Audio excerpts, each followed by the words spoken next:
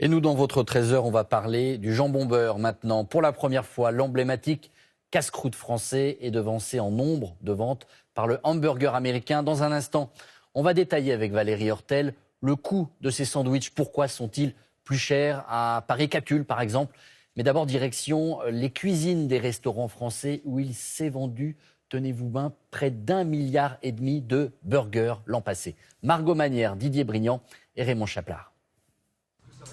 Au pays de la gastronomie, le traditionnel jambon beurre est détrôné par le burger. C'est une première en France.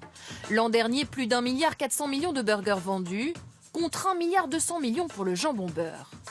Alors version française ou américaine pour la pause déjeuner, le match reste serré. Le jambon beurre, c'est un peu basique et on peut en faire soi-même. J'ai toujours pris ça quand j'étais jeune. Depuis mon enfance, on mangeait du jambon beurre. Voilà. Ouais, simplicité, l'authenticité. Et on pense qu'il y a moins de conneries que dans le burger. Petit jambon beurre, là.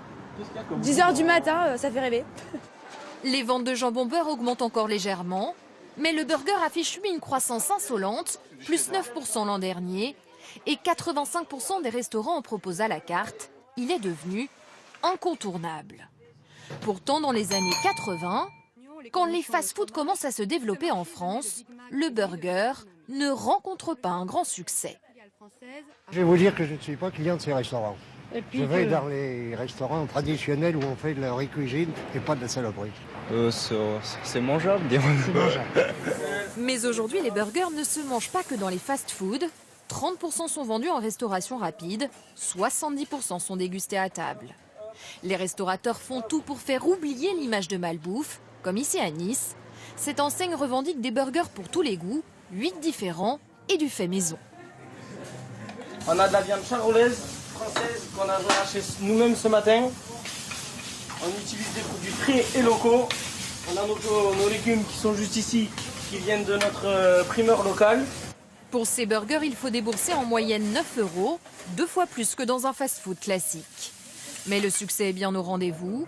Créée il y a seulement 5 ans, l'enseigne compte déjà 14 restaurants en France. Alors même si le jambon beurre est aujourd'hui légèrement en retrait par rapport au hamburger, il reste une valeur sûre pour casser la croûte. Valérie Hortel, bonjour. Une valeur d'autant plus sûre que son prix reste à peu près stable. Oui, c'est vrai, il n'a augmenté que de 2 centimes d'euros l'année dernière. Le prix moyen d'un jambon beurre en France, c'est 2,94 €. Mais attention, ce n'est pas le même prix partout. Regardez, c'est à Paris qu'il est le plus cher. En moyenne, 4 €.